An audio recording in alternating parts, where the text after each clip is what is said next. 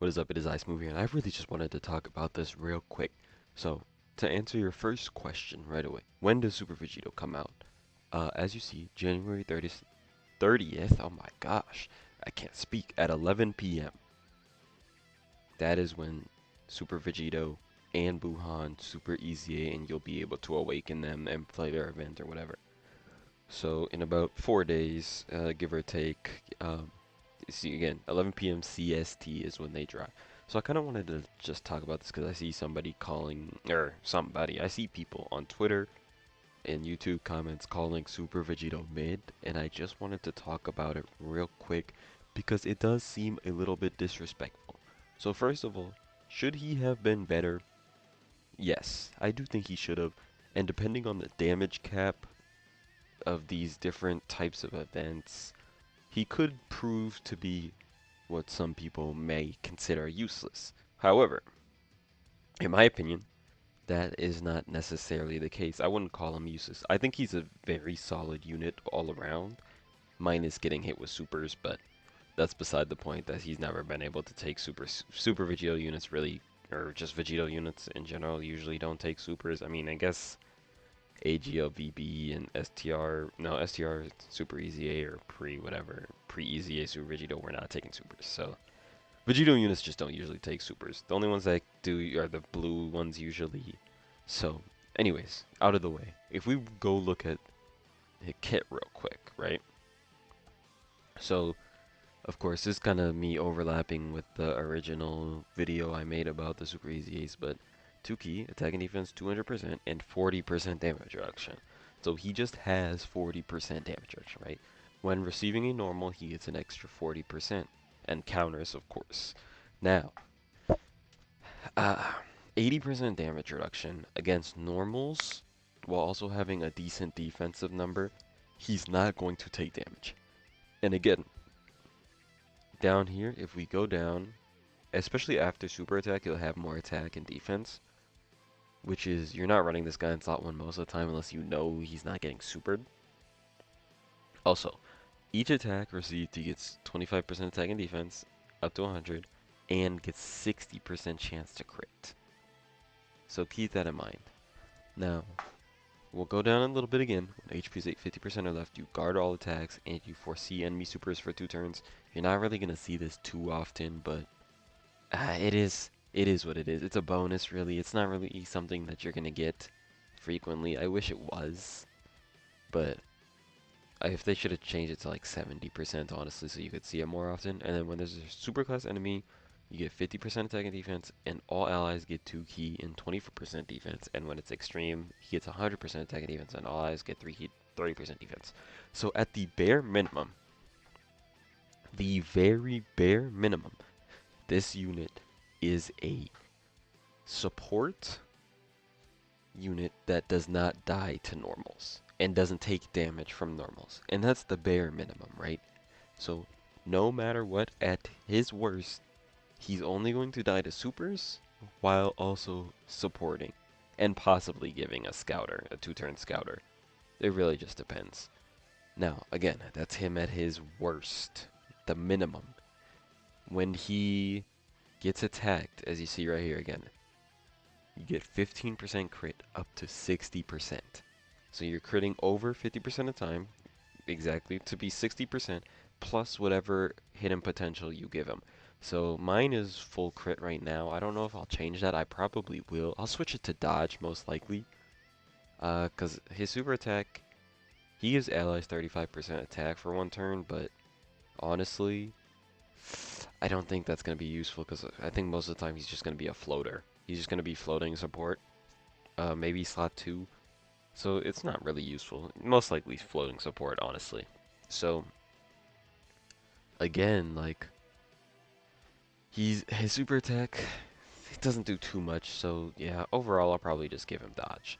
Because you do counter when you dodge, and he has 60% built in. If he additionals, it's fine. Doesn't really matter too much. But anyways, that's besides the point. So, again, at the minimum, he's not going to take damage from normals, and he's supporting.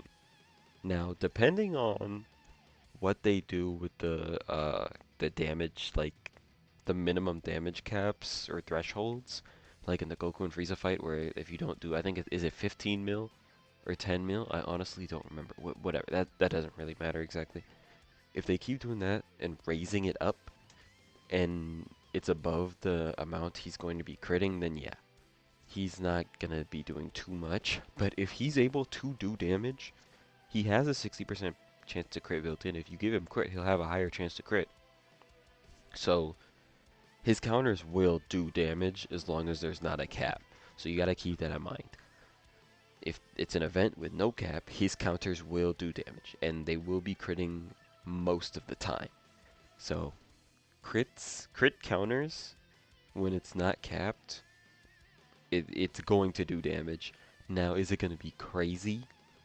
Probably not. And again, if there's caps, it'll make him worse. But again, even then, he's going to be supporting and cannot die to normals even with the caps.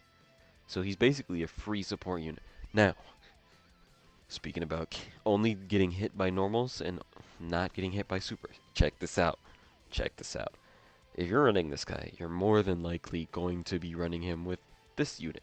They share 4 teams, 3 categories: Fuse Fighter, Super Saiyan, Final Trump Card, and 5 links. Now, Super Saiyans, Fuse Fighters, and Final Trump Card, all 3 of these are going to have more units this anniversary. Already, the Goku VEGITO unit is going to be a Super Saiyan unit, right? So that's already one. I don't think he's on either of the new categories, but neither is the VEGITO.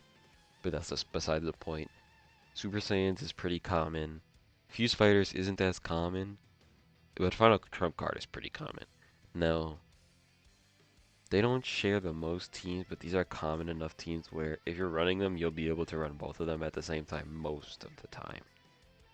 So, for 1, free Scouter. So 2, if you were to run this guy, he's going to be on pretty much most of their teams. And again, it's another Scouter that you're going to be getting.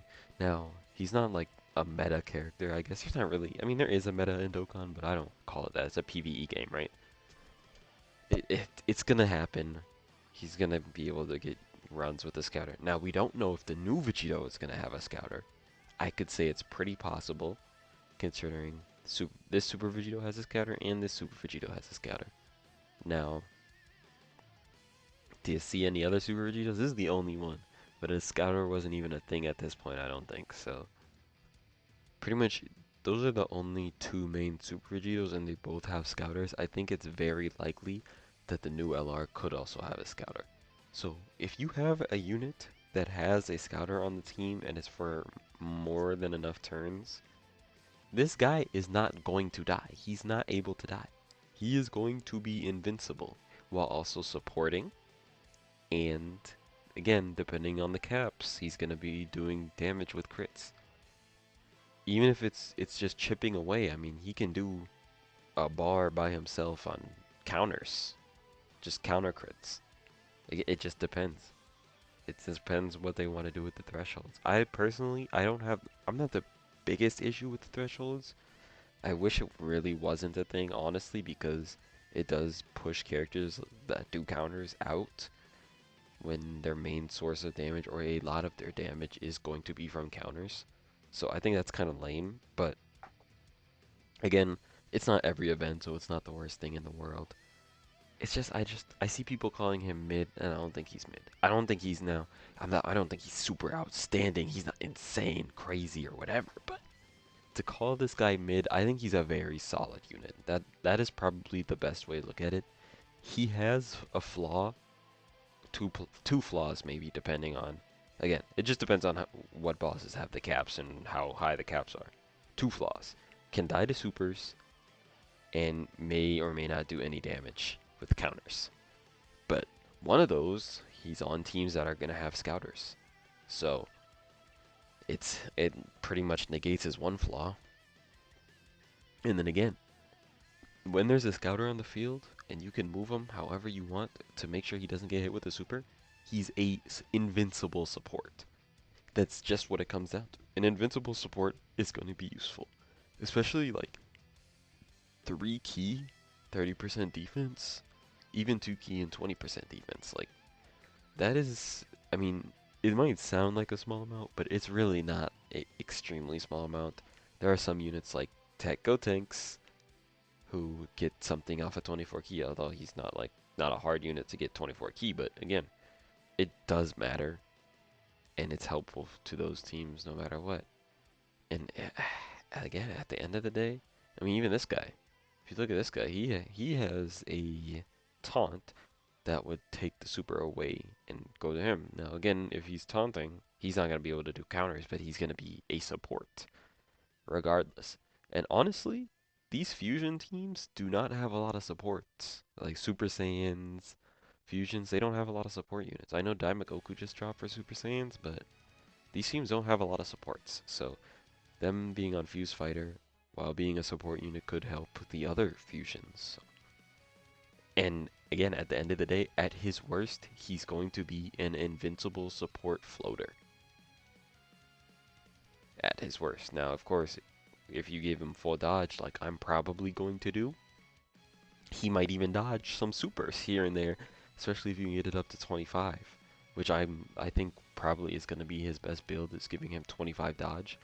You're going to have a 25% chance to live the super, so not only does the super have to be targeted at him, he also has to get hit by it. So it's just, he's going to be useful. I would say he's pretty useful in pretty much every event that does not have a damage cap.